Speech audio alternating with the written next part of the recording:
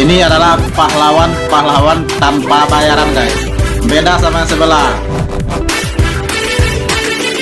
Kebenaran dari mana saudara itu yakin bahwa mereka lebih benar, dapat dipercaya dibanding uraian pada peristiwa yang termuat di dalam putusan pengadilan terhadap logika mereka? sosialnya sederhana dan logika psikologisnya sederhana. Apa dasar orang-orang kecil dari Kudus? Apa dasar orang-orang miskin dari Bekasi bertemu dengan saya? Apa dasar saudara Dede ingin dipenjara karena merasa berbohong pada tahun 2016? Dasarnya cuma satu, mereka punya hati. Dan bagi saya, kebenaran yang tertinggi bukan kebenaran akal. Kebenaran yang tertinggi adalah kebenaran hati. Akal bisa diakal-akali, tapi hati nggak bisa dibohongi. Saya adalah yang menyatakan mereka melakukan pembunuhan dan tindakan asusila. Mana saksinya? Mana ada yang hadir pengadilan melihat sendiri? Mana ada bukti CCTV? Logikanya sudah tidak nyambung menurut saya. Masa kita sekolah yang tinggi-tinggi belajar ilmu logika di hukum tidak dipakai dalam logika ini? Kemudian yang berikutnya adalah kesesatan berpikir. Kesesatan berpikir terjadi disebabkan karena kebiasaan kita. Maka saya selalu mengatakan orang yang mengambil keputusan-keputusan strategis itu diwajibkan berpuasa. Kenapa diwajibkan berpuasa? Agar pikirannya kosong dari berbagai kepentingan. Nah, karena itu yang terjadi, maka kesesatan berpikiran ini itu di awal dia berasal dari apa? Matinya hati. Matinya hati disebabkan oleh apa? Problem sosial dan problem lingkungan serta problem psikologi orang. Nah, sehingga peristiwa ini menjadi berlarut dan kemudian terungkap baru hari ini. Itu pun terungkap karena adanya film. Bismillahirrahmanirrahim. Halo guys, assalamualaikum warahmatullahi wabarakatuh. Seperti biasa kami akan memberikan informasi-informasi terbaru seputar kasus Vina Cirebon yang semakin hari semakin menyala. Wow, luar biasa. Kali ini adalah saksi pamungkas KDM yang merupakan saksi pamungkas, kata netizen, bikin hakim dan JPU langsung terdiam. Kesaksian KDM berhasil luluh lantahkan hati hakim dan bikin JPU songong terdiam guys. Wow, mantap.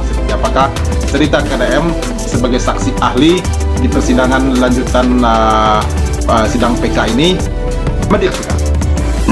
Menurut saya sangat janggal. Itu peristiwa murni kecelakaan tunggal. Apa yang saudara saksi lakukan pertama, tertarik untuk melakukan penelusuran terhadap peristiwa Eki dan Vina di Cirebon ini? Yang membuat saya tertarik adalah pertama saya lihat tayangan di salah satu stasiun TV swasta, di mana ada seorang terpidana yang baru keluar bernama Saka Tatal. Kemudian ada pengacara bernama Titin. Waktu itu mendapat serangan yang luar biasa, ketidakyakinan terhadap apa yang diucapkan, sehingga mereka berdua ini menjadi tertuduh yang luar biasa dari sebuah peristiwa yang terjadi 8 tahun yang lalu, tepatnya 27 Agustus tahun 2016. Ini ya, sehingga berangkat dari situ saya mencoba untuk menghubungi Ibu Titin sebagai pengacara. Saya ingin bertanya apa sih sebenarnya yang terjadi. Kemudian saya diterima di rumahnya. Setelah diterima di rumahnya, saya minta bicara dengan Saka Tatal, dan secara kebetulan di kamarnya ada 3 orang, ada 4 orang, ada Saka Tatal, ada orang tuanya Sudirman, orang tua laki-laki dan perempuan, dan ada kakaknya Saka Tatal.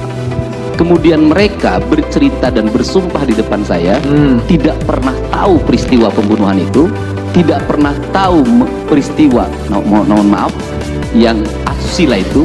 Kemudian juga dia bercerita bahwa pada peristiwa itu dia tidak ada di lokasi sebagaimana yang dituduhkan, baik Saka Tatal, kakaknya maupun ayah dan ibunya Sudirman. Oke, sesudah saudara saksi mendengarkan keterangan itu, lantas apa yang saudara saksi lakukan untuk selanjutnya? Saya mencoba untuk mengungkap peristiwa itu berdasarkan hati dan pikiran yang saya miliki tanpa panduan dari siapapun. Dan setelah itu terjadilah penangkapan.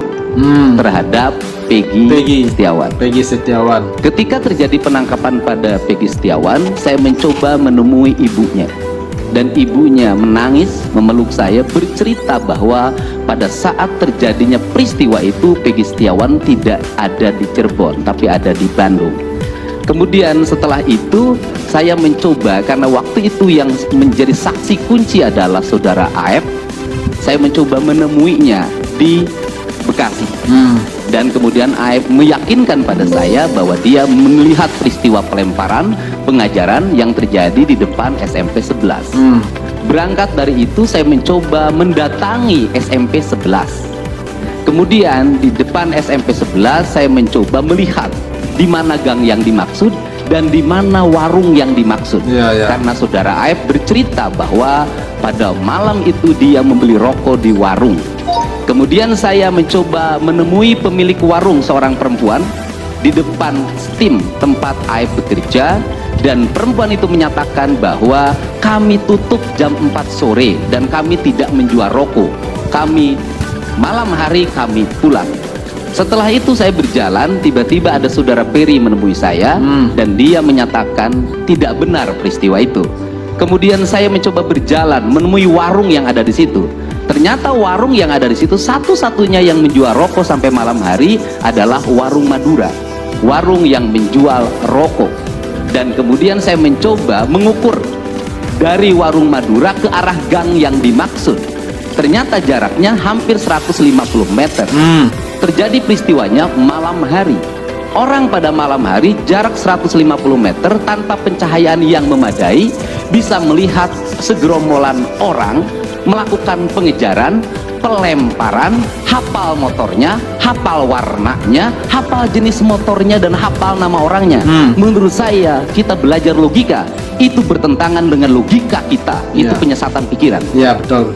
Kemudian setelah itu saya bertemu lagi dengan beberapa orang penjual sayur yang menyatakan bahwa pada malam itu anak-anak ikut mengangkat sayur. Bertemu lagi dengan pemilik warung dan mewawancarai pemilik warung Madura itu, dan bersumpah di depan saya tidak ada peristiwa pelemparan, apalagi mengangkut orang dalam keadaan sekarat dari jembatan layang menuju belakang steam pada malam hari. Dia pasti melihatnya, dan itu jaraknya relatif jauh. Kemudian setelah itu juga saya bertanya, menelusuri, saya bertemu lagi dengan ibunya Eko. Ketika bertemu dengan ibunya Eko, dia bercerita bahwa anaknya pada malam hari itu berkumpul di rumahnya warung Ibu Nining. Saya kemudian bertemu dengan Ibu Nining, dan Ibu Nining menjelaskan pada saya bahwa pada malam itu sekitar jam 7:30 dia tidur, dan pada sekitar jam 9 dia bangun dan mengusir anak-anak karena dia tidur berisik. Anak-anak itu di situ minum ciu. Dan pada malam itu anak-anak pindah ke rumahnya Hadi, dan kemudian menginap di rumah anaknya Pak RT Pasren. Di rumah anaknya Pak RT Pasren banyak saksi tetangganya yang hampir ada 3 orang yang saya wawancara menyatakan bahwa pada malam minggu itu anak-anak nginep di situ, dia melihatnya sampai pagi. Banyak sekali saksi yang saya tanya itu bertentangan dengan apa yang disampaikan oleh jaksa dalam dakwaan maupun putusan yang bertentangan dengan prinsip-prinsip keadilan dan realitasnya. Karena apa? Kalau kita melihat alur ada putusan yang menyatakan bahwa anak-anak berkumpul di rumah Bu Nining, kemudian didatangi oleh seorang yang bernama Andi dan mengajak melakukan pelemparan karena dia dalam ancaman, dan di situ melakukan pelemparan di rumahnya Ibu Nining. Padahal rumahnya Ibu Nining ke jalan tuh gangnya jaraknya jauh banget. Tidak mungkin ada motor yang lewat ke situ. Nah, dari fakta-fakta itu saya menyimpulkan bahwa peristiwa ini tidak pernah terjadi. Ada kejanggalan begitu, saudara saksi? Menurut saya sangat janggal. Apalagi setelah beberapa saksi yang menyatakan bahwa mereka menyatakan tidak melihat pelemparan, tidak melihat pengejaran. Banyak saksi yang menyatakan anak-anak itu ada nginep di rumahnya anaknya Pak RT Pasren, berkumpul di rumahnya Ibu Nining, kemudian berkumpul di rumahnya Hadi, kemudian juga saudara Aldi pada malam itu juga dan saudara Saka Tatal malah pada malam itu mengantar motor yang mogok ke bengkel. Kemudian dia tidak ada di lokasi, ditambah lagi beberapa waktu yang lalu saya banyak kedatangan orang, diantaranya saya bertemu dengan Mas Adi, saya bertemu dengan Ismail, saya bertemu dengan Purnomo, kemudian yang terakhir saya bertemu dengan Nazarudin kalau nggak salah. Ois, mantap, luar biasa. Ini benar-benar jelas keterangan Kang Deddy ya guys. Dia bercerita awal mulanya masuk dan ikut terlibat di dalam pembahasan atau pengusutan kasus Vina Cirebon ini bersama Eki. Beliau mengungkapkan dengan jelas, dengan tegas, dengan padat, dan ini berhasil membuat hakim dan JPU makin pusing ini ya. Sementara JPU masih ngotot kalau menganggap ini adalah peristiwa pembunuhan. Sementara dengan kesaksian-kesaksian yang dikumpulkan oleh Kang Deddy Mulyadi itu sungguh-sungguh masuk akal dan jelas adanya dibandingkan saksi yang diadakan oleh pihak yang sebelah seperti AF atau FD Pasren yang tidak jelas asal muasalnya begitu ya. Kita lihat saja siapa yang benar dan siapa yang salah nanti akan terungkap di sini ya. Dan saya juga yakin 100% ini adalah peristiwa kecelakaan murni. Saya yakin itu. Dan kebenaran akan muncul. Kita akan menang guys. Oke, terima kasih banyak bagi yang telah menonton dan sampai jumpa lagi di video berikutnya. Thank you.